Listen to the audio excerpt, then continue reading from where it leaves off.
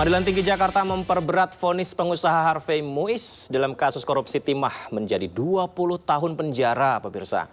Tidak hanya Harvey, hakim juga menambah masa tahanan terdakwa lainnya, Helena Lim. Hakim Pengadilan Tinggi Jakarta membacakan vonis banding Harvey Muiz terdakwa kasus dugaan korupsi tata niaga komoditas timah.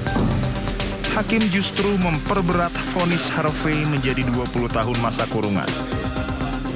Harvey juga dihukum membayar denda 1 miliar rupiah, subsidiar 8 bulan penjara, serta uang pengganti sebesar 420 miliar rupiah. Dalam sidang banding perkara kasus dugaan korupsi tata niaga komoditas timah, Pengadilan Tinggi Jakarta menyatakan Harvey Muiz bersalah melakukan korupsi kasus timah yang menyebabkan kerugian negara hingga 300 triliun rupiah. Banding diajukan oleh Jaksa Penuntut Umum Kejaksaan Agung yang keberatan dengan vonis ringan terhadap Harvey Muiz dan beberapa terdakwa lainnya. Menjatuhkan pidana kepada yang terdakwa Harvey Muiz dengan pidana penjara selama 20 tahun dan denda sebesar 1 miliar rupiah dengan ketentuan apabila denda tersebut tidak dibayar akan diganti dengan pidana kurungan selama 8 bulan. 3. Menghukum terdakwa untuk membayar uang pengganti kerugian keuangan negara sebesar 420 miliar rupiah dengan ketentuan jika terpidana tidak membayar uang pengganti selama 1 bulan setelah putusan pengadilan memperoleh kekuatan hukum tetap, maka harta bendanya dapat disita dan oleh jaksa dan dilelang untuk menutupi uang pengganti tersebut. Dan apabila terpidana tidak mempunyai harta benda yang mencukupi untuk membayar uang pengganti tersebut, maka diganti dengan pidana penjara selama 10 tahun. Pengadilan Tinggi juga memperberat putusan banding pengusaha money changer Helena Lim menjadi 10 tahun penjara. Hakim menyatakan Helena bersalah melakukan korupsi pengelolaan timah. Helena juga dihukum membayar denda sebesar 1 miliar rupiah. Apabila tidak dibayar diganti dengan pidana penjara kurungan selama 6 bulan. Ia juga dihukum membayar uang pengganti 900 juta rupiah. Menyatakan terdakwa Helena telah terbukti secara sah dan meyakinkan bersalah melakukan tindak pidana korupsi secara bersama-sama dan tindak pidana pencucian uang, menjatuhkan pidana kepada terdakwa dengan pidana penjara selama 10 tahun. Pembacaan vonis sidang banding tidak dihadiri langsung para terdakwa. Tim Liputan iNews melaporkan. Banding jaksa diajukan setelah Presiden Prabowo Subianto menyindir vonis ringan yang diberikan kepada para terpidana kasus korupsi timah.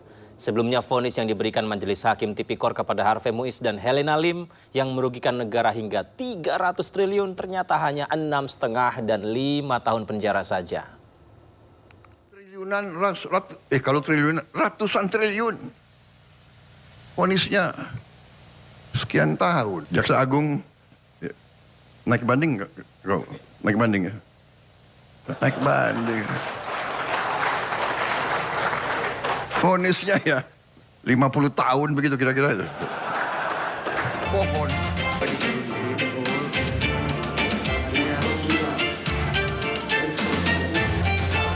Pernyataan Presiden Prabowo Subianto menggambarkan adanya ketidakadilan dalam vonis yang dijatuhkan kepada para terpidana kasus korupsi timah yang merugikan negara hampir 300 triliun rupiah.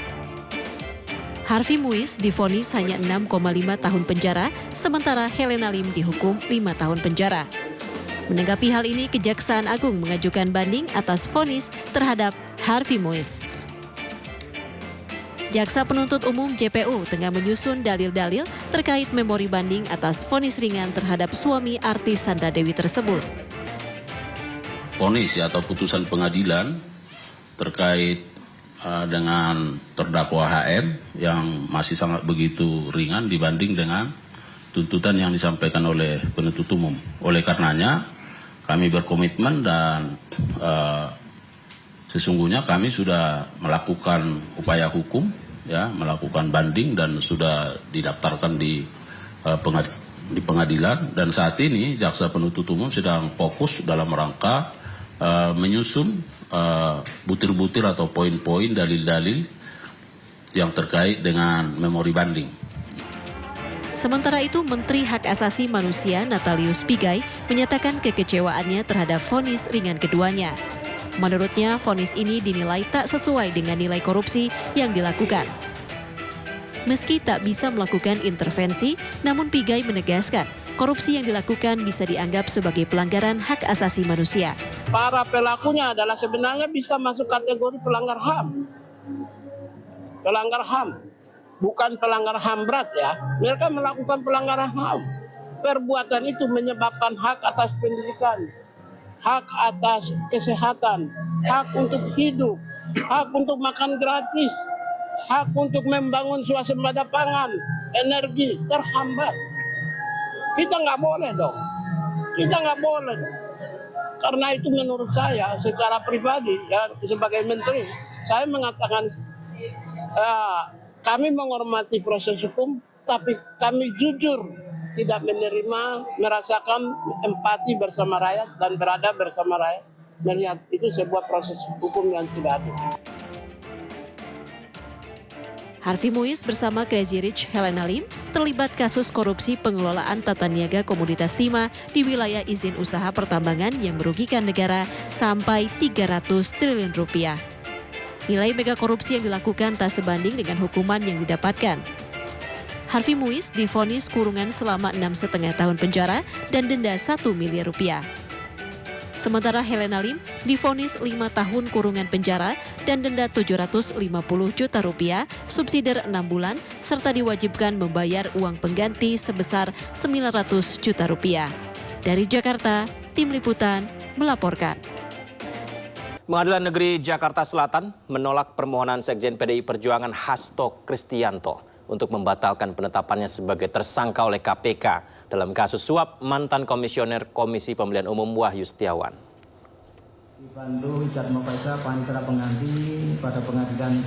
Pemirsa, putusan dibacakan oleh Hakim Tunggal Pra Peradilan Juyamto dalam sidang di Pengadilan Negeri Jakarta Selatan Kamis 13 Februari 2025. KPK menetapkan Hasto sebagai tersangka pada 24 Desember 2024 dalam kasus suap yang melibatkan politikus PDI Perjuangan Harun Masiku. Hasto dituding ikut serta menyuap mantan komisioner KPU Wahyu Setiawan agar Harun Masiku bisa duduk di kursi parlemen.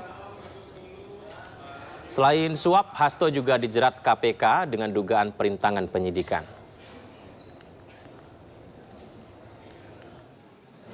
Menimbang berdasarkan berbagai pertimbangan hukum sebagaimana di atas, hakim berpendapat bahwa oleh karena eksepsi pada A2 dikabulkan, maka terhadap eksepsi termohon yang lain dan selebihnya tidak perlu dipertimbangkan dan diberi penilaian hukum. Menimbang oleh karena eksepsi termohon dikabulkan, maka terhadap pokok perkara ini tidak perlu dipertimbangkan dan diberi penilaian hukum lagi. Sehingga dengan demikian, hakim berpendapat bahwa permohonan pra peradilan dari pemohon adalah dinyatakan tidak dapat diterima. Mengabulkan eksepsi dari termohon, dua menyatakan permohonan pra peradilan pemohon kabur atau tidak jelas, menyatakan permohonan pra peradilan pemohon tidak dapat diterima, membebankan biaya perkara kepada pemohon sejumlah nihil. Demikian diputuskan pada hari Kamis tanggal 13 Februari 2025 oleh Juyamto, Hakim Pengadilan Jakarta Selatan kelas 1 khusus, dan diucapkan dalam sidang terbuka untuk umum pada hari dan tanggal itu juga oleh hakim tersebut, dibantu Jatmo Faisal, panitera pengganti pada pengadilan di Jakarta Selatan tersebut, dihadiri kuasa pemohon dan kuasa termohon. Kemudian putusan sudah diambil, maka persidangan dalam perkara pra peradilan nomor 5 atas nama pemohon Hasto Kristianto dinyatakan selesai dan ditutup. Menanggapi putusan hakim yang menolak permohonan kliennya, tim kuasa hukum Hasto menyatakan kekecewaannya, pemirsa, lantaran alasan hakim yang menolak pra peradilan pemohon tidak meyakinkan. Kuasa hukum Hasto juga menilai putusan hakim dangkal serta terjadi kemunduran hukum. Untuk atensinya terhadap pembacaan putusan pra peradilan pada hari ini, kami harus mengatakan bahwa kami kecewa dengan putusan pra peradilan yang dibacakan dan saudara-saudara juga sudah mendengarkan dengan seksama. Kami mengharapkan satu putusan dengan pertimbangan hukum dengan legal reasoning yang bisa meyakinkan kita semua bahwa permohonan pra-peradilan itu tidak diterima. Tetapi kami sangat menyayangkan bahwa kami tidak menemukan pertimbangan hukum atau legal reasoning yang meyakinkan untuk bisa memahami kenapa pra-peradilan itu ditolak. Buat saya, ini adalah satu apa yang disebut miscarriage of justice.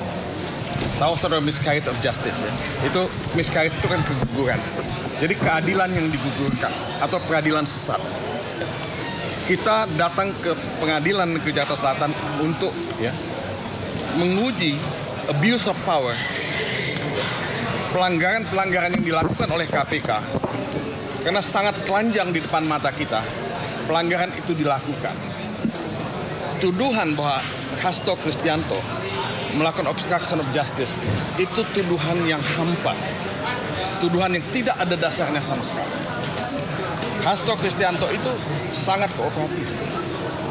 Tuduhan bahwa Hasto Kristianto terlibat dalam melakukan pemberian hadiah dalam kasus Wahyu Setiawan itu pun tidak ada dasarnya.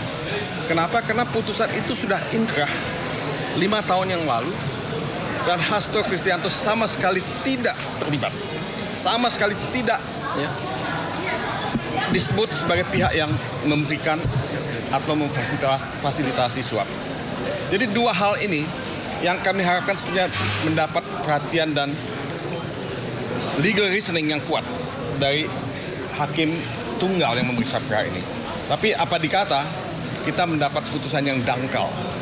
Ini bukan pendidikan hukum, ini pembodohan hukum.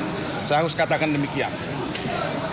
Saudara Magdir, saya, saudara Roni, dan yang lain-lain, itu sudah praktek hukum puluhan tahun. Kita tidak mengharapkan putusan yang dangkal semacam ini. Publik juga menginginkan putusan dengan legal reasoning yang sangat meyakinkan. Dan itu yang tidak kita temukan. Jadi buat saya, ini satu setback, satu kemunduran.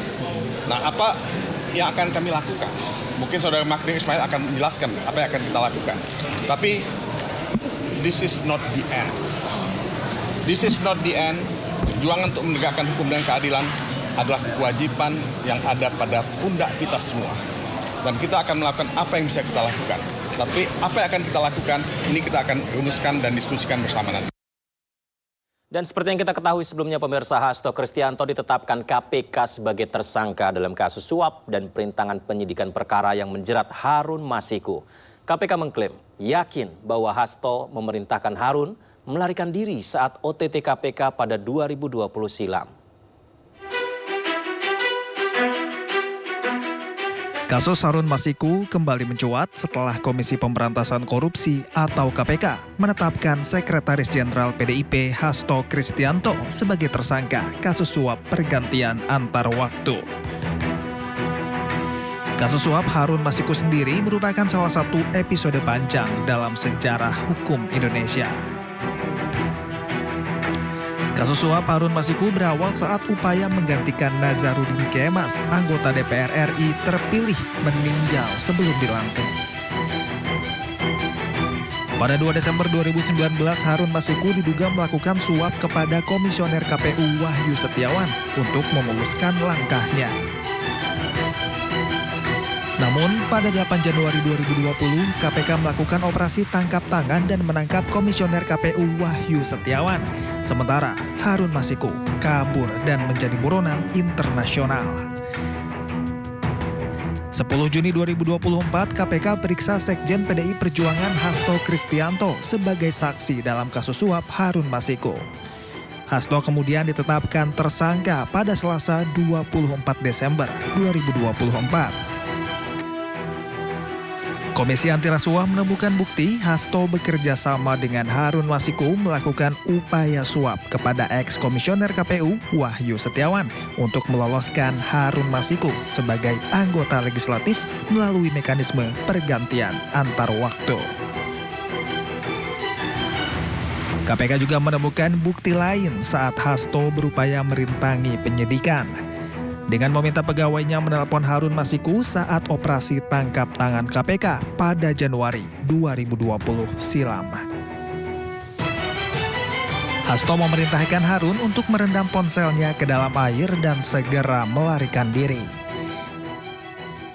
Pada tanggal 8 Januari 2020 pada saat proses tangkap tangan oleh KPK, Saudara HK memerintahkan salah satu pegawainya di Jalan Sultan Syahrir yang biasa digunakan sebagai kantor untuk menelpon kepada HM dan memerintahkan supaya merendam HP dalam air dan segera melarikan diri.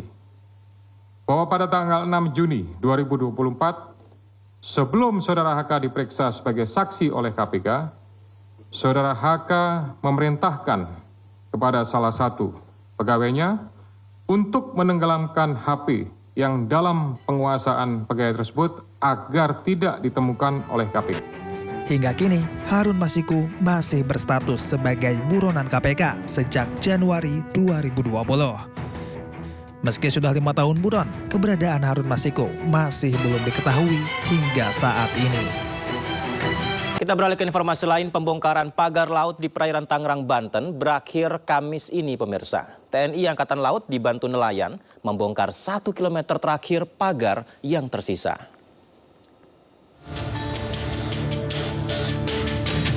Ratusan anggota TNI AL bersama petugas gabungan dari KKP, PSDKP, Polairut, para nelayan dan instansi pemerintah terkait diturunkan untuk menyelesaikan pembongkaran pagar bambu yang membentang di kawasan Tanjung Pasir, Kabupaten Tangerang, Banten pada hari ini. Sebelumnya pada hari Rabu kemarin, aparat telah membongkar sepanjang 28,8 km pagar bambu di kawasan ini. Pembangunan pagar laut di kawasan Tangerang menguasai wilayah pesisir sebanyak 16 desa di 6 kecamatan. Jajaran TNI AL telah menyatakan proses pembongkaran pagar laut di perairan Kabupaten Tangerang telah selesai. Pertama, syukur alhamdulillah kita ucapkan pada Allah Subhanahu wa taala, Tuhan yang Maha Kuasa, karena pada pagi hari ini tadi kita saksikan bersama merupakan hari terakhir atau pengakhiran dari pembongkaran pagar laut yang ada di Kabupaten Tangerang, yang khususnya di tiga kecamatan tadi ya. Nah, ini sudah mulai dari tanggal 22 Januari sampai dengan hari ini tanggal 13. Diketahui pembongkaran ini berhasil dilakukan secara keseluruhan dan memakan waktu selama 11 hari. Polisi mengungkap fakta lain kasus pemalsuan dokumen di balik polemik pagar laut Tangerang. Diketahui nama sejumlah warga desa Kohot dicatut. Mirisnya, warga tidak tahu pencatutan ini hingga terbitnya SHM dan SHGB di lokasi pagar laut.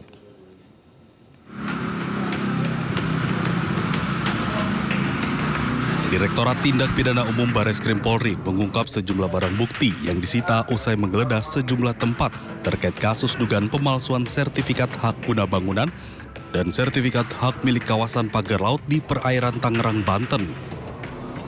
Penggeledahan dilakukan Senin lalu di kantor Desa Kohot, rumah Kepala Desa Kohot Arsin bin Asik, dan rumah Sekretaris Desa Kohot Ujangkarta. Dalam penggeledahan, petugas menyita sejumlah barang bukti termasuk alat pemalsuan dokumen seperti printer, layar monitor, keyboard, stempel sekretariat Desa Kohot, serta sisa kertas dokumen untuk pengajuan sertifikat.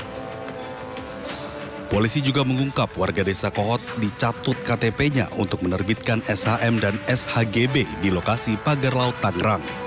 Bahwa kita fokus pada permasalahan awal, yaitu tentang 263, tentang pemalsuan. Dari pemalsuan ini, dari hasil penyelidikan maupun sejak penyelidikan, Lurah sudah mengetahui dan dia menjelaskan. Dan makanya kita bisa menyimpulkan bahwa perkara ini naik sidik. Dari hasil pemeriksaan yang sudah kita laksanakan terhadap beberapa warga, memang benar dipakai, dicatut namanya dengan meminta KTP, fotokopi KTP yang akhirnya dimunculkan dalam surat-surat ini. Sementara warga itu tidak mengetahui dan menyatakan tidak memiliki, menguasai tanah tersebut. Semua barang bukti dibawa ke Pusat Laboratorium Forensik Bareskrim Polri untuk diuji. Setelah mendapatkan hasil lapor, penyidik akan menggelar perkara untuk penetapan tersangka. Tim Liputan iNews melaporkan. Penyidikan kasus pagar laut ilegal di Tangerang terus bergulir. Polisi telah memeriksa 44 saksi termasuk Kepala Desa Kohot Arsin. Arsin disebut memiliki sederet kontroversi, mulai dari koleksi mobil mewah hingga dugaan keterlibatannya dalam proyek pembangunan PIK 2.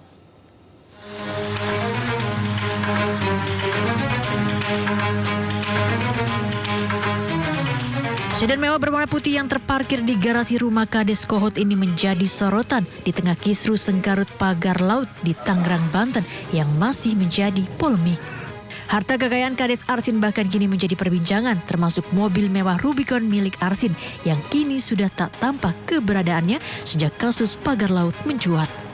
Usai sempat berdebat dengan Menteri ATR BPN Nusron, Arsin bahkan disebut memiliki sederet kontroversi termasuk dugaan keterlibatannya dalam proyek pembangunan PIK 2. Tak hanya itu, Arsin yang diketahui sebelumnya hanya berprofesi sebagai kuli bangunan mendadak kaya sejak menjabat menjadi kepala desa pada 2021 silam. Selain memeriksa istri dan saudara kandung Arsin, Arsin menjadi salah satu dari 44 saksi yang juga turut diperiksa penyidik Bareskrim Polri. Arsin diperiksa terkait dugaan pemalsuan sertifikat hak guna bangunan dan sertifikat hak milik pagar laut ilegal di Tangerang. Sudah melakukan pemeriksaan terhadap 44 saksi. Tentu ini dari ada masyarakat, ada perangkat desa, ada kepala desa, kemudian ada juga dari pemerintah daerah setempat, termasuk dari kementerian.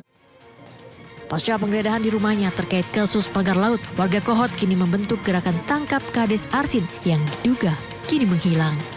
Tim Liputan iNews melaporkan. Terkait kisruh pagar laut di Tangerang, Menteri ATR Kepala BPN Nusron Wahid menyatakan telah menggelar investigasi internal. Selain membatalkan hak atas tanah di wilayah Laut Tangerang, Nusron juga mencabut lisensi kantor jasa survei serta memecat 6 pegawai dan sanksi berat pada 2 pegawai. Langkah-langkahnya kita sudah melakukan proses pembatalan hak atas tanah. Sekarang sudah kita batalkan sebanyak 50 bidang. Yang semua nanti dalam perjalanannya, semua yang ada di luar garis pantai, yang di laut, semua dibatalkan. Kemudian kita sudah melakukan penegakan disiplin melalui rekomendasi pencabutan lisensi KJSP, RMLP yang melakukan pengukuran. Kemudian yang nomor 2 adalah kita telah melihat sanksi berat berupa pembebasan dan penghentian dari jabatan 6 pegawai dan sanksi berat kepada 2 pegawai.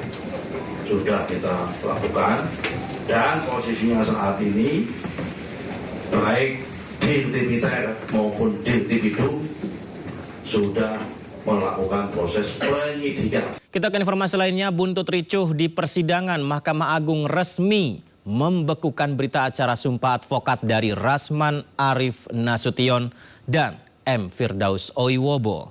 Keputusan ini membuat keduanya tidak lagi dapat menjalankan praktek sebagai pengacara di pengadilan.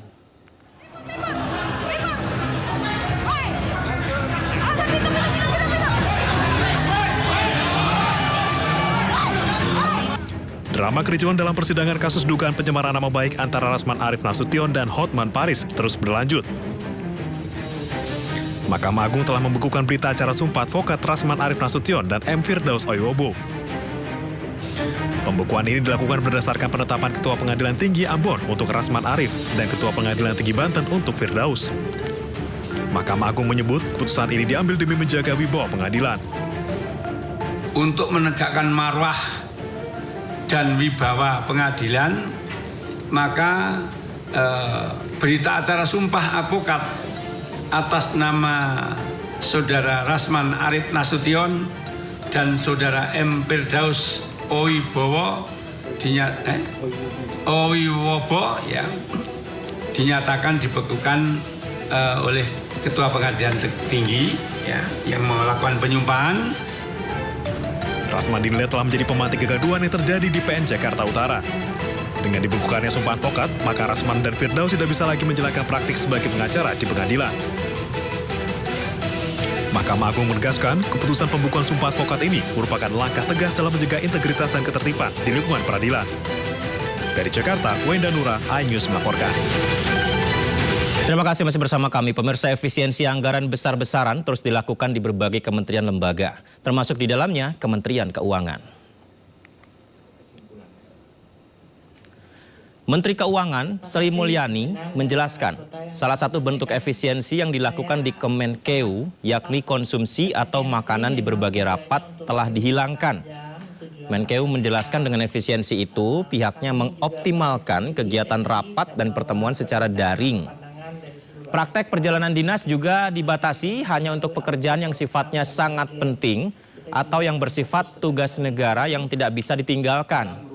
Penghematan anggaran ini diharapkan mampu memperbaiki kualitas belanja negara termasuk biaya operasional menteri. Tetapi secara program Bu Menteri dan pemerintah secara keseluruhan agar sejumlah mungkin. Tapi memang yang sedang dilakukan saat ini diharapkan akan menciptakan sebuah budaya baru penekanan kepada pelaksanaan tugas secara efisien, secara cepat, secara baik, pelayanan publik tidak dikorbankan, dan tentu berbagai target-target tidak akan kita lakukan pengurangan.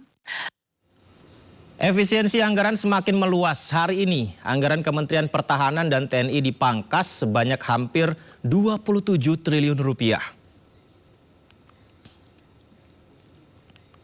Wakil Menteri Pertahanan Doni Ermawan mengungkapkan bahwa Kemenhan dan TNI menyebutkan bahwa Kemenhan serta TNI memangkas anggaran sebesar 26 triliun 993 miliar rupiah. Anggaran yang dipangkas adalah anggaran belanja negara, maksud kami anggaran belanja barang dan belanja modal, sementara belanja pegawai tidak dikenakan efisiensi. Anggaran Kemenhan dipangkas 8,4 triliun rupiah. Anggaran Mabes TNI dipangkas sebesar 3,68 triliun rupiah.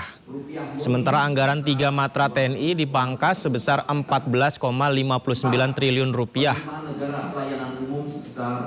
548,3,29 miliar. Efisiensi anggaran di Kementerian Pertahanan ya, tadi kita sampaikan bahwa kita melakukan efisiensi sebesar 26,9 triliun ya.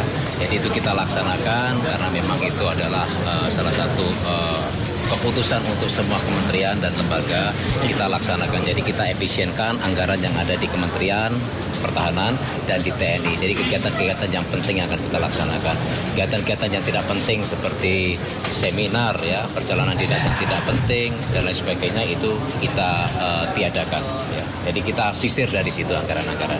Kita dari awal kan sudah lakukan ya. Awal juga kita sudah melakukan efisiensi anggaran kita ini, tapi setelah rekonstruksi ini kan ada angka baru ya.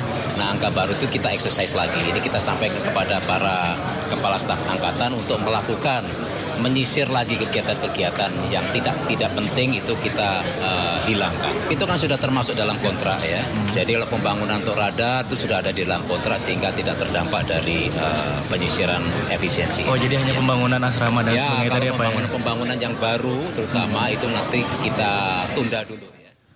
Pemirsa, untuk membahas dampak efisiensi anggaran pemerintahan, kita akan berbincang bersama juru bicara Kantor Komunikasi Kepresidenan, Prita Laura, kemudian Ketua Umum Perhimpunan Hotel dan Restoran Indonesia PHRI Haryadi Sukamdani, dan pengamat kebijakan publik Agus Pambagio. Saya sapa narasumber istimewa saya, selamat malam semuanya, apa kabar? Assalamualaikum. Waalaikumsalam, selamat malam. Mas Yudi. Sehat-sehat semua. Alhamdulillah. Halo Mas Agus Pambagio, halo selamat malam Pak. Terima kasih sudah bergabung di Sindo Prime. Mbak Prita, jujur ketika Pak Presiden menyampaikan efisiensi ini banyak yang setuju. Jadi seperti anggaran yang diefektifkan sedemikian rupa yang tidak perlu ditiadakan anggarannya. Tapi nih Mbak Prita, kesini-sininya ini ada kekhawatiran efeknya Mbak. Kayak di pendidikan, khawatir guru honorer atau honor-honor yang lain ini mengalami pemecatan. Kemudian juga ada beasiswa dibekukan dan kekhawatiran lain-lainnya begitu. Akhirnya ada kritik mengalir efisiensi anggaran Pak Presiden ini malah dinilai beresiko. Nah ini gimana Mbak Prita? Ya tadi saya melihat juga hal yang sama ya Yudi, bahwa sebenarnya bagaimana birokrasi kita mengelola anggaran dengan tidak efisien, ini sudah ada di depan mata kita selama sekian lama.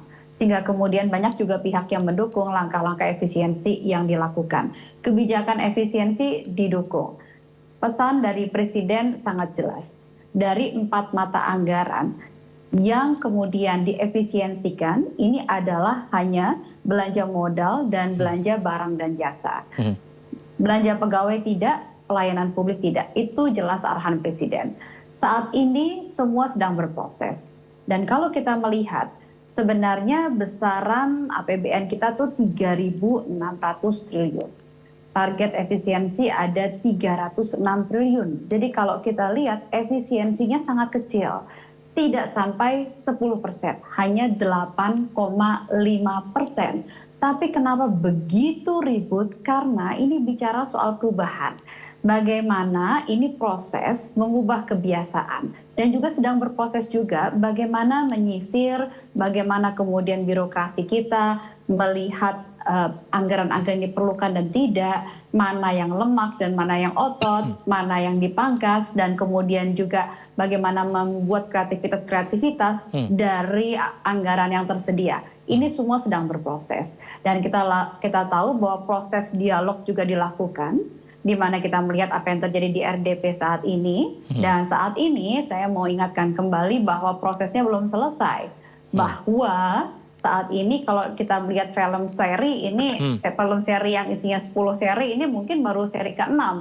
Jadi masih belum bersambung sampai kepada akhirnya. Nah, namun ini film-film masa-masa seri yang ramai untuk diperbincangkan. Karena apa? Tentu ada banyak penyesuaian-penyesuaian yang kemudian akan disampaikan kepada DPR.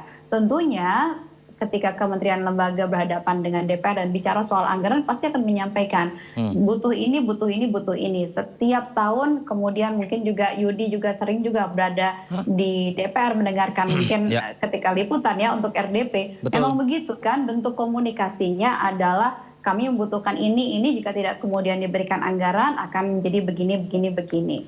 Memang demikian prosesnya. Namun yang jelas ruang dialog itu ada, bahkan PIC diberikan kepada masing-masing kementerian lembaga untuk membantu menyisir, membantu melihat mana yang lemak dan memastikan lemak yang terpotong dan bukan otot yang terpotong untuk kemudian tetap memberikan pelayanan publik.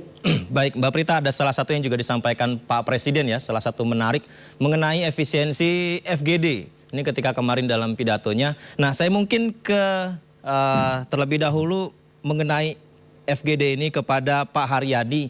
Pak Haryadi, apakah okupansi hotel ini mulai terasa ada efeknya Pak ketika misalkan ada kebijakan tidak boleh lagi keluar kota untuk kebutuhan yang tidak terlalu mendesak? Ya, sudah terasa Mas. Jadi sebetulnya dari akhir tahun lalu juga sudah mulai terasa. Jadi kalau akhir tahun lalu itu terjadinya pembatalan. Nah kalau di Januari ini sampai di Februari yang sehari ini, itu memang tidak ada sama sekali bookingan. Dan perlu diketahui bahwa pasar pemerintah ini untuk jasa akomodasi itu kurang lebih sekitar 40%, Mas. Nah 40% itu kalau kita hitung dalam rupiah untuk jasa meeting dan juga untuk jasa akomodasi itu jumlahnya kurang lebih sekitar 24 triliun 807 miliar. Banyak di mana juga. Untuk yang jasa akomodasi yang untuk kamar itu sekitar 16,5 dan sisanya adalah untuk yang meeting. Jadi angka ini adalah angka yang memang signifikan ya untuk di jasa akomodasi. Jadi begitu itu hilang ya tentunya akan ada pengaruh yang besar. Dan yang terimbas itu adalah mata rantai dari pemasok untuk hotel itu sendiri, yaitu dari UMKM-nya, pertaniannya, peternakan dan sebagainya, dan juga pendapatan asli daerah. Di bidang sektor jasa akomodasi dan juga restoran itu kita menyumbang di 5 besar, hampir semua daerah itu kita 5 besar, bahkan ada yang 3 besar. Nah di daerah itu pangsa pasar pemerintah itu jauh lebih besar lagi, itu bahkan mencapai 70%. Jadi untuk daerah-daerah di luar Jawa, baik itu di Sumatera, Kalimantan, Sulawesi, bahkan yang terjauh di Papua itu sangat tinggi sekali. Jadi begitu ini hilang, memang mereka sangat terasa sekali. Nah ini sebetulnya juga sudah kami sampaikan di bulan November lalu, kami menyurati kepada Bapak Presiden juga kepada Ibu Menteri Keuangan, yang kami sampaikan bahwa efisiensi yang dilakukan tentunya kami bisa pahami. Namun demikian kami juga mengusulkan agar pengadaan untuk jasa akomodasi dan juga meeting ini dilakukan secara elektronik, yaitu melalui e-katalog yang ada di LKPP. Sehingga belanja pemerintah ini juga akan kita dorong untuk jangan sampai bocor. Bocor itu marketnya macam-macam Mas ya, tapi intinya pemerintah bisa mendapatkan harga yang memang apa adanya, artinya memang real price, dan juga dari sisi data yang ada di dalam e-katalog itu, e-katalog versi 6 itu juga akan bisa membantu pemerintah untuk memonitor apa-apa saja kegiatan yang terkait dengan jasa akomodasi dan juga meeting itu bisa baik. Nah, ini yang juga perlu diketahui bahwa pemotongan anggaran ini juga lepas daripada program pemerintah yang katanya FGD dan sebagainya. Ini kan juga pelayanan publik. Ini juga kita tidak tahu persis ya nanti tidak adanya koordinasi yang dilakukan. Itu juga bahkan berdampak juga akan negatif gitu Mas. Terima kasih. Pak Haryadi, pertanyaan saya berikutnya ini amit-amit ya. Kalau misalnya ini terus diadakan efisiensi seperti ini, apakah efek yang terburuknya adalah ada pemecatan, pemberhentian karyawan sehingga mengakibatkan pengaruh terhadap karyawan di sana? Ya pastinya seperti itu Mas. Karena kalau tamunya berkurang kan pasti kapasitasnya kita turunkan. Pasti kita tidak mungkin masa kamar misalnya let's say dengan 200 kamar ya. Masa kita kalau okupansinya hanya sekitar 50% atau kurang, kan nggak mungkin kita memperkerjakan orang dengan kapasitas penuh gitu Mas. Pasti kita akan kurangan. Dan itu kalau ditanya berapa pengurangannya, ya kurang lebih kira-kira sekitar 40%. 40%? Itu sudah terjadikah? Menuju ke sana kan. Ini sekarang kan dilihat Mas ya. Ini bulan Februari udah nggak ada. Maret kita ketemu Ramadan. Udah pasti akan terjadi gitu. Karena okupansinya akan sangat rendah sekali. Dan itu satu hal yang alamiah ya. Ya nggak mungkin masa orang mau bekerja dengan tidak menyesuaikan profil dari pendapatannya, kan tidak mungkin seperti itu.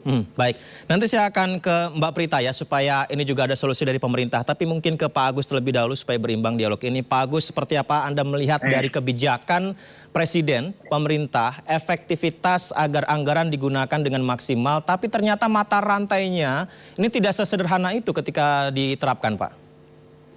Iya, betul sekali. Dan sekarang kan pemotongan itu ada di level menengah bawah. Maksud saya gini, di menengah bawah itu akan banyak honorer dan sebagainya yang akan dirumahkan. Sementara di atas itu komposisi dari kementerian dan lembaga serta wamen dan wakil kepala dan juga staf ahli dan sebagainya itu banyak sekali. Kenapa itu tidak dikurangi? Nah, karena kan ada menteri, ada wakil menteri, ada sekjen, ada dirjen atau deputi.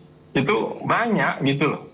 Kalau semuanya sudah dikurangi, apa mereka masih sesibuk itu kerjanya? Harusnya mereka juga dikurangi supaya adil saja. Karena kalau tidak, sekarang itu level menengah bawah yang kena. Ya kan mereka tidak melakukan FGD dan sebagainya. Yang suruh di working from home atau anywhere itu kan pakai pulsa. Apakah diganti pulsanya?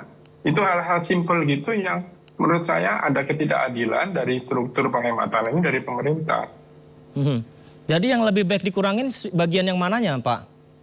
Ya sama-sama, supaya sama-sama kan, artinya kan untuk gaji staf ahli, menteri, staf khusus, wakil menteri yang begitu banyak, itu kan costly juga. Semuanya setara dengan menteri misalnya, atau setara dengan eselon 1, kan besar itu operasionalnya. Tidak saja gaji, tapi operasionalnya, kendaraannya, sopirnya, tetot pengawalnya, dan sebagainya, itu dikurangi supaya ada keadilan buat masyarakat yang honorer tadi atau hotel-hotel tempat pasai atau restoran dan sebagainya. Karena daya beli turun, itu sudah praktis akan sepi. Karena hitungan saya Mas Ai bukan cuma 45, itu 60% dari hotel-hotel itu bergantung pada APBN. Ketika APBN-nya stop atau dikurangi, waduh, itu pasti ada pengurangan kan di hotel-hotel itu tidak semuanya pegawai tetap. Paling HOD-nya plus manajer atau supervisor, tapi kan ada yang anak kerja praktek dan sebagainya, itu praktis akan hilang. Nah, padahal mereka punya enggak cuma misalnya 100-200 ribu per hari, tapi mereka punya penghasilan. Nah, itu yang kepotong. Gitu. Termasukkah perampingan kabinet, Pak Agus? Iya. Tadi saya masuk tuh selain perampingan kabinet kan juga pengurangan staf khusus itu. Pengurangan staf. Oke. Iya, ada Deddy Corbuzier itu diangkat jadi buat apa ya? Saya nggak ngerti itu. Maksud saya hal semacam itu yang tidak perlu ya jangan kan itu penambahan kos. Dulu saya 10 tahun dari staf khususnya menteri saya nggak digaji, tak apa-apa. Nah, apakah mereka juga tidak digaji? Ya jangan digaji menurut saya sih. Mau nggak gitu? Dan fasilitasnya banyak loh di surat pengangkatannya fasilitasnya setara dengan eselon 1 misalnya. Naik pesawat bisnis kelas. Jadi apakah sekarang juga menteri dan itu dihilangkan tidak boleh naik bisnis kelas? Garuda setengah mati itu nanti. Pelita Air setengah mati. Lion Group setengah mati. Nah, itu semua perlu dipikirkan menurut saya. Jadi supaya imbang dari bawah ditekan, dari atas ditekan. Baik. Mbak Prita, tidak ada pertanyaan pengantar saya karena sudah disampaikan lengkap oleh Pak Haryadi dan juga Pak Agus. Tanggapannya Mbak Prita? Iya, baik. Saya menyampaikan bahwa sebenarnya acara-acara di hotel itu tidak sepenuhnya dihilangkan. Masih diperbolehkan sesuai dengan tusinya masing-masing. Jika kemudian ada kementerian lembaga yang memang tusinya adalah bagaimana sosialisasi ini dibangun, bagaimana FGD tukar pendapat ini dilakukan, masih bisa dilakukan, namun memang dikurangi. Selama ini seperti tadi yang disampaikan oleh rekan dari PHRI, bahkan juga kemudian Mas Agus Pambagio menyampaikan, ini sekitar, berarti bisa kami simpulkan bahwa 40-60% sektor perhotelan ini ditopang oleh APBN selama ini. Pertanyaannya adalah, apakah tidak boleh kemudian pemerintah berpikir sudah sewajarnya kemudian sektor perhotelan ini take off setelah ditopang oleh APBN 40-60% tadi kami dengarkan di data ini untuk sudah saatnya take off. Karena dana yang dikumpulkan ini akan dialihkan kepada sektor lainnya, yaitu adalah contohnya, salah satunya adalah makan bergizi gratis. Di mana dalam makan bergizi gratis ini, dalam satu SPPG saya melihat setidaknya ada 50 masyarakat lokal yang bekerja. Itu baru satu rantainya. Belum lagi rantai yang menyediakan proteinnya. Telur, ayam, kemudian tahu, tempe, sayur, nasi, buah, dan 3.000 porsi per harinya. Kemudian tambah lagi ada rantai juga, kemudian bagaimana mengantarkannya. Sampai kemudian permasalahan pengolahan sampahnya. Ini kan sebuah rantai baru, rantai ekonomi baru yang diperkirakan akan membantu pertumbuhan ekonomi masyarakat lokal. Saatnya sekarang pemerintah memberikan dukungan kepada sektor yang ini. Sektor yang dianggap bisa benar-benar menggerakkan ekonomi masyarakat lokal sambil sekaligus memberikan makanan yang bergizi bagi anak bangsa.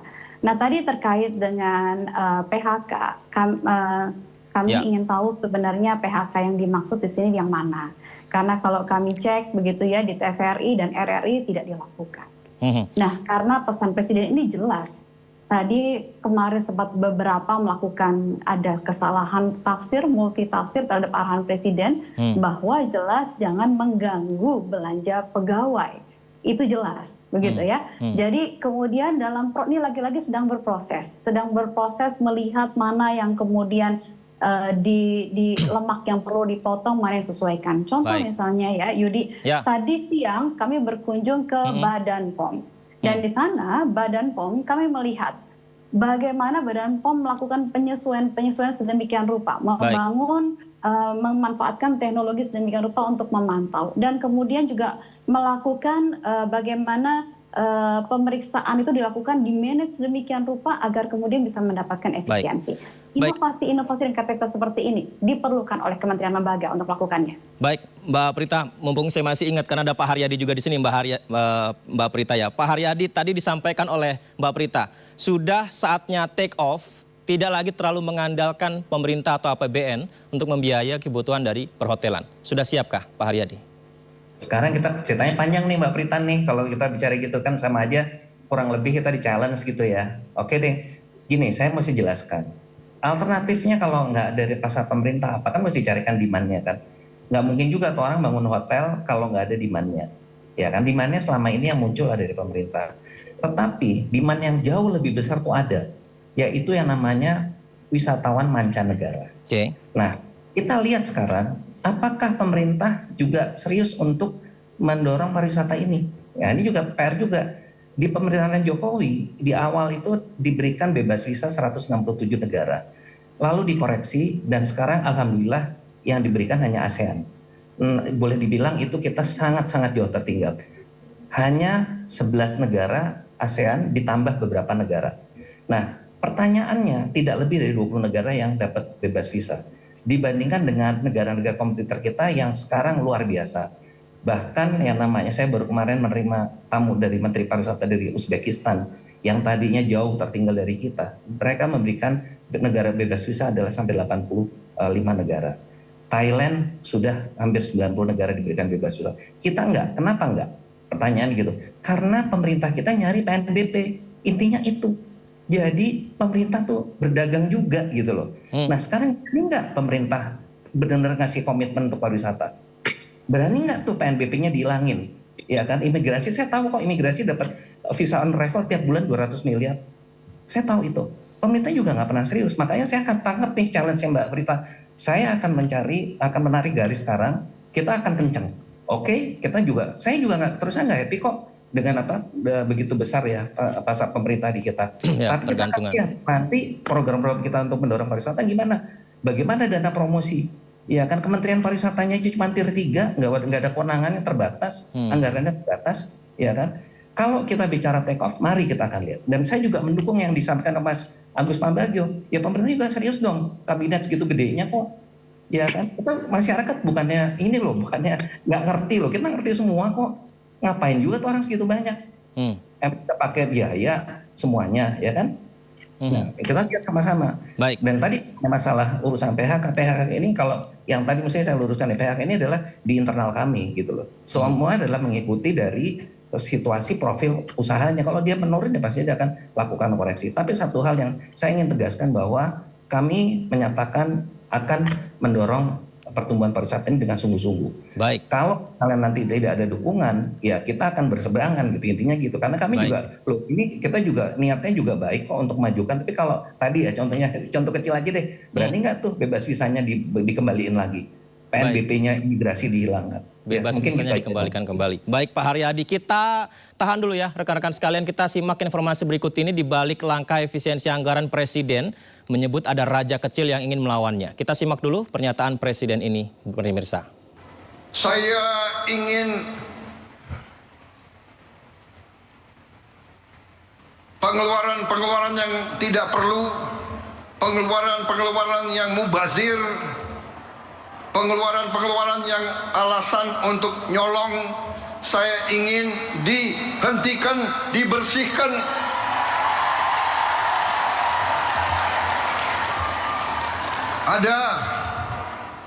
Ada yang melawan saya. Ada. Dalam birokrasi merasa sudah kebal hukum, merasa sudah menjadi raja kecil.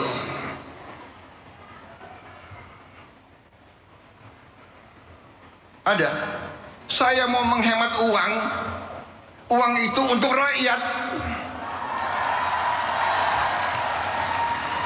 untuk memberi makan untuk anak-anak rakyat. Saya ingin memperbaiki semua sekolah Indonesia. Kita punya 330.000 sekolah. Ibu-ibu yang guru, angkat tangan. Ibu-ibu, benar nggak? Lihat sekolah-sekolah. Perlu diperbaiki atau tidak? Saya berapa hari ini lihat sekolah-sekolah.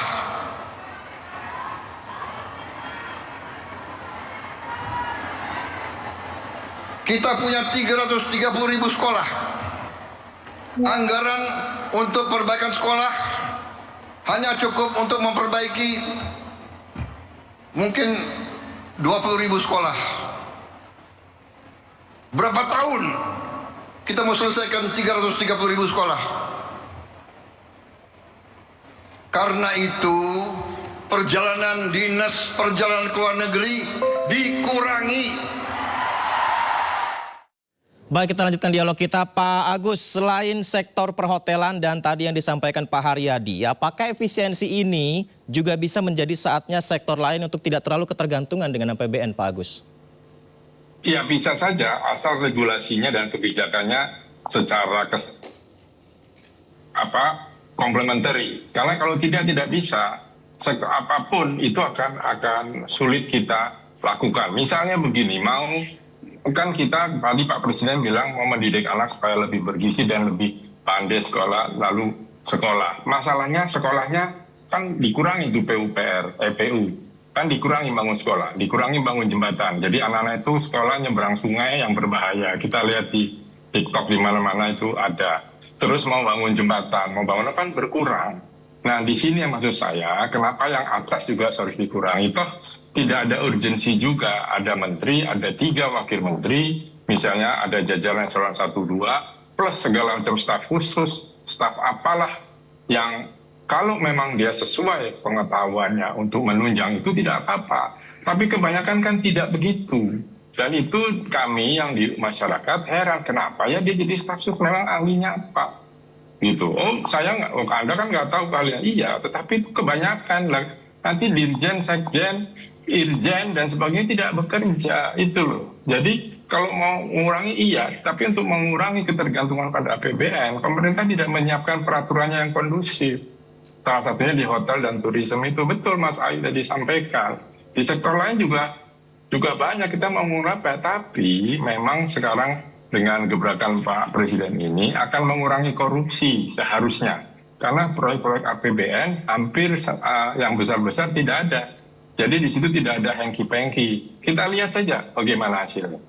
Baik, Mbak Prita, sebagai catatan tadi kita sudah simak apa yang disampaikan Pak Haryadi. Apakah regulasi dan kebijakan pemerintah ini sudah siap ketika efisiensi dilakukan dan agar mendorong tidak lagi ketergantungan dengan APBN? Dijawab setelah jeda ya Mbak Prita dan rekan-rekan sekalian. Kita jeda terlebih dahulu, pemirsa tetap di Sindo Prime.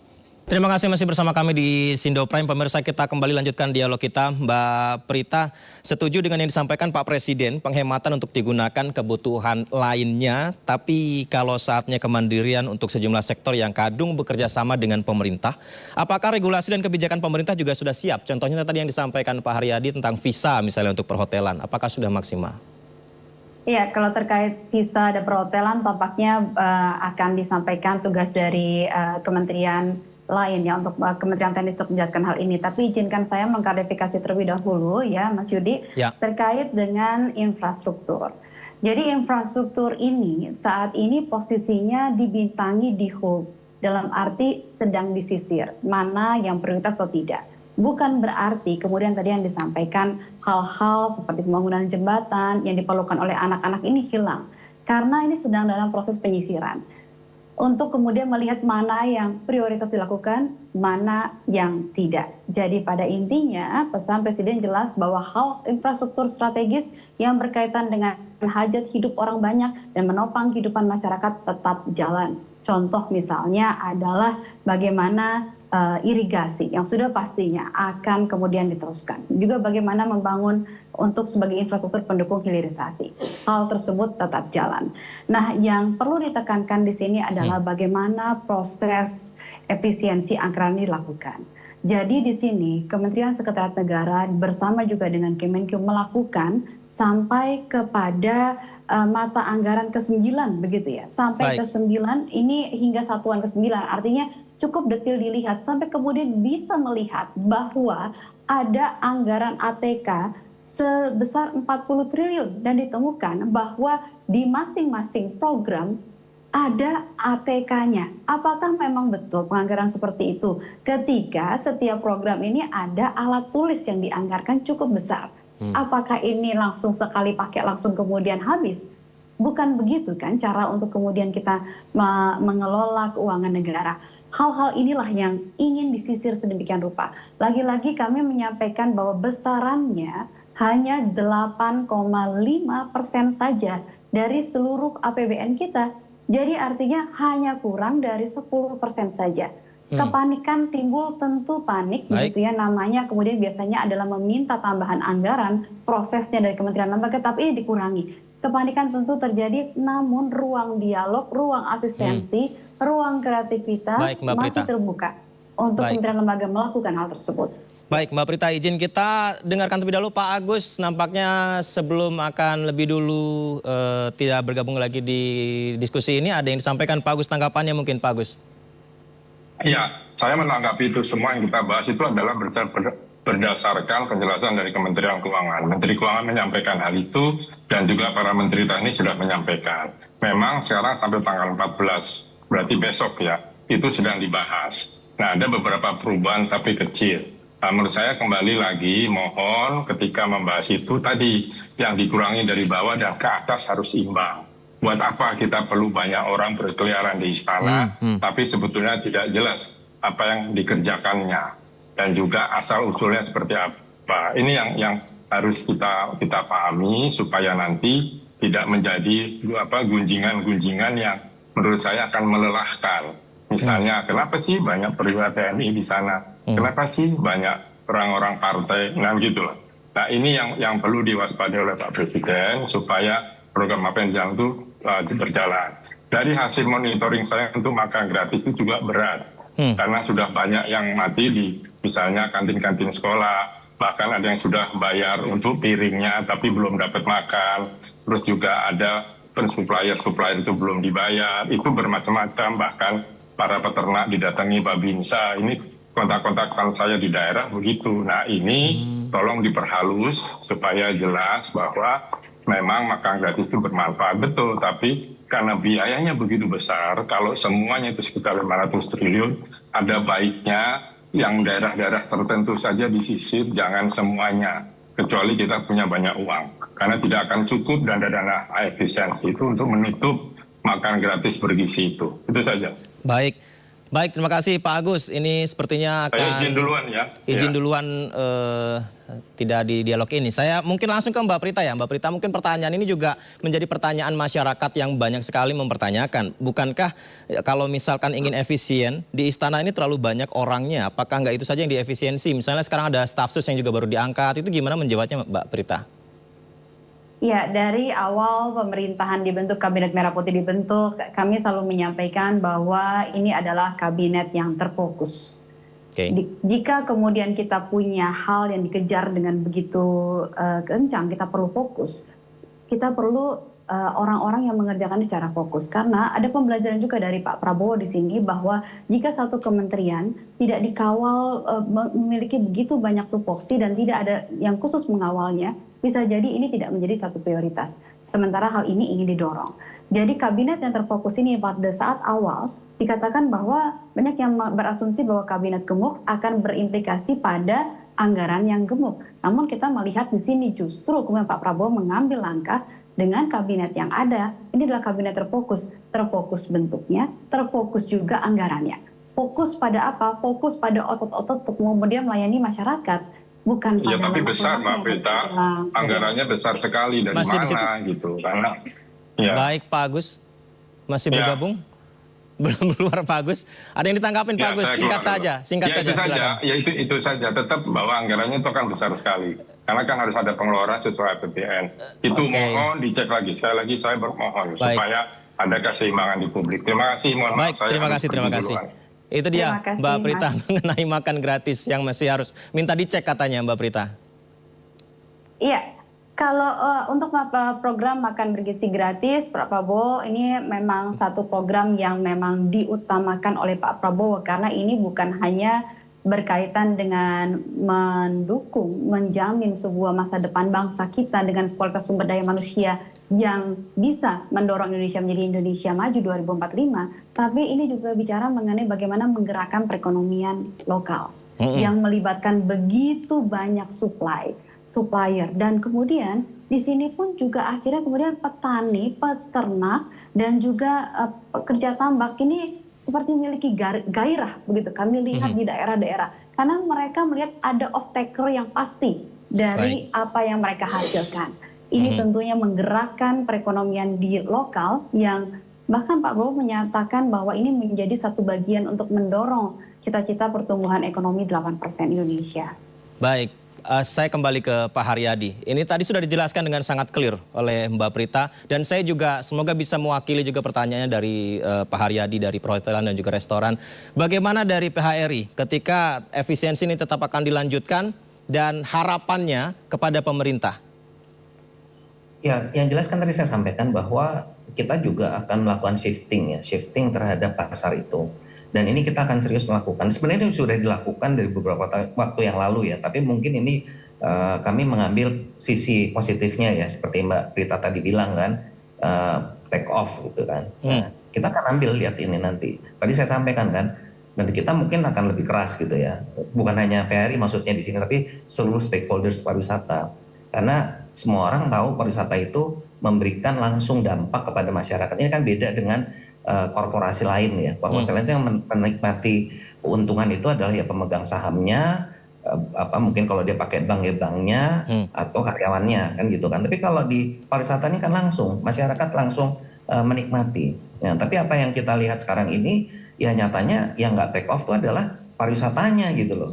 Yang nggak tahu kenapa nggak take off ya, karena memang juga nggak pernah serius diberikan perhatian di sana. Makanya tadi saya sampaikan bahwa kita akan serius ke sana. Tapi nanti obstacle yang ada ya itu kan kita tabrak semuanya gitu loh. Artinya kalau memang nanti ada hal-hal yang memang kita pandang itu akan mengurangi langkah kita untuk menuju situ, ya kita akan tentu akan menyampaikan hal yang apa adanya gitu. Karena saya setuju bahwa pertumbuhan 8% itu harapan kita semua, kami pun juga pengen tumbuh segitu. Tapi tentu ini kan filosofi dari kami adalah bagaimana kita menggerakkan usaha kita ini dengan memberikan lapangan kerja yang lebih luas. Nah, harapan kami di pariwisata, upaya tersebut itu akan lebih mudah tercapai karena di pariwisata itu fleksibel, Mas. Kita tidak mensyaratkan seseorang itu harus pendidikannya level tertentu atau keterampilannya itu harus keterampilan yang khusus. Itu tidak ada. Pariwisata adalah fleksibel.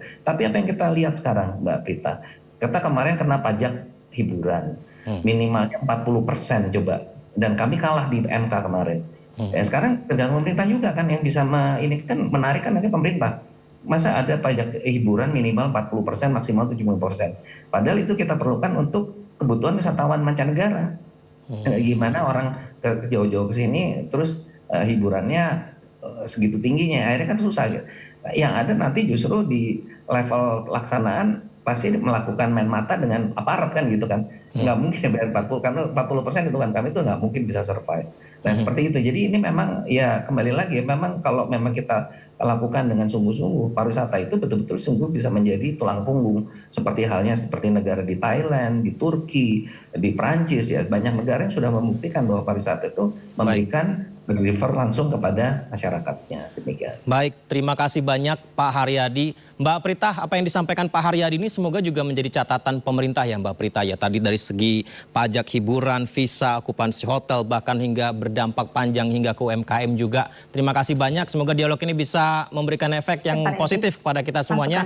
Tadi semakin menarik Pak Agus juga sampai nggak mau keluar dari diskusi ini. Terima kasih semuanya, selamat malam. Assalamualaikum. Selamat malam Mbak. Terima kasih Pak Haryadi, terima kasih. Mari. Presiden Turki Recep Tayyip Erdogan secara tegas mengatakan Turki siap berkomitmen membantu pemerintah Indonesia membangun Ibu Kota Nusantara atau IKN di Kalimantan Timur.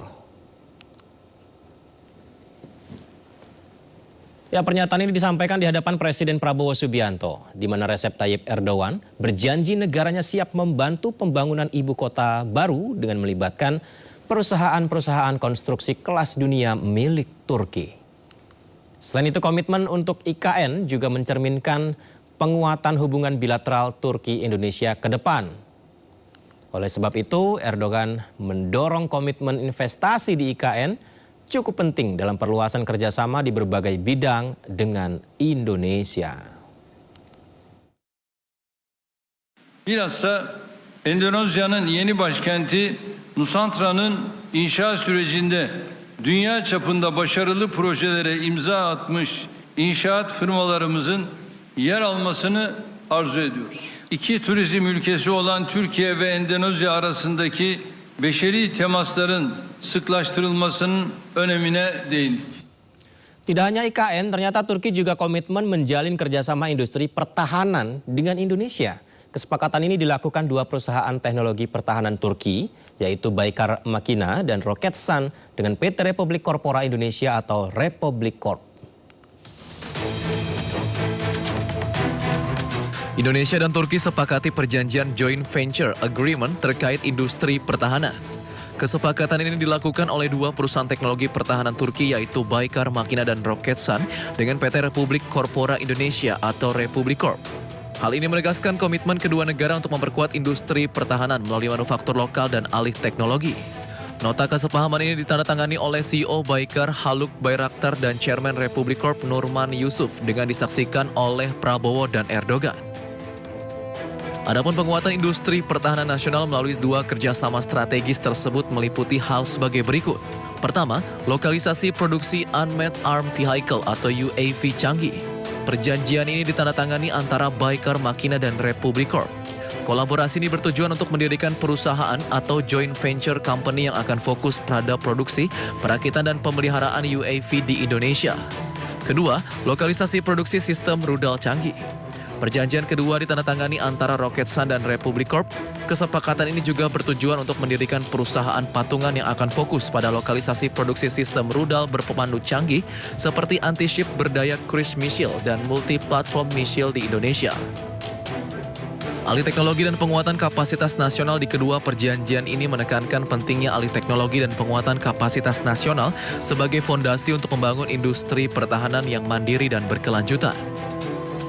Selain itu, kedua perusahaan joint venture akan bekerja sama dengan industri lokal untuk mengoptimalkan rantai pasok dan mengurangi ketergantungan pada komponen impor. Kolaborasi ini tidak hanya akan mengurangi ketergantungan pada komponen impor, tetapi juga menempatkan Indonesia sebagai bagian dari rantai pasok global dalam industri pertahanan bagi masa depan kemitraan Indonesia-Turki.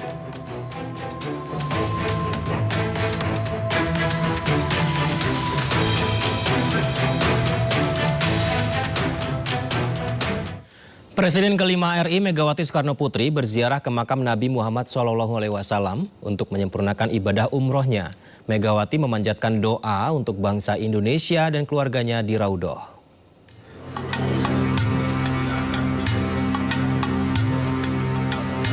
Presiden kelima Republik Indonesia Megawati Soekarno Putri memulai rangkaian ziarah makam Nabi Muhammad SAW di kawasan Masjid Nabawi, Madinah, Rabu malam. Dalam kesempatan ini, Megawati dipandu Syekh Mustafa Muhammad Al-Arabi, protokol kerajaan untuk Masjid Nabawi, serta penjaga makam Nabi Muhammad SAW. Memasuki Masjid Nabawi, Putri Sang Proklamator pun melaksanakan sholat sunnah Tahiyatul Masjid, sholat sunnah Taubat, sholat sunnah Hajat untuk menyampaikan salam kepada Rasulullah SAW. Megawati kemudian memanjatkan doa pribadi didampingi kedua anaknya, Ketua DPR RI Puan Maharani dan Muhammad Rizky Pratama beserta cucu dan sejumlah delegasi Indonesia. Ziarah makam Nabi dan Raudhoh Nabi Muhammad SAW merupakan penyempurnaan ibadah umroh Megawati dan keluarga. Raudhoh merupakan tempat yang sangat istimewa di Masjid Nabawi ini. Tidak hanya menjadi tempat ibadah, melainkan telah menjadi simbol untuk mendapatkan ketenangan, mendekatkan diri kepada Allah, dan meraih surga. Tak heran jika banyak jamaah haji maupun umroh berlomba-lomba dan selalu merindukan untuk datang ke Taman Surga ini. Dari Madinah, Arab Saudi, Gede Satria, iNews melaporkan.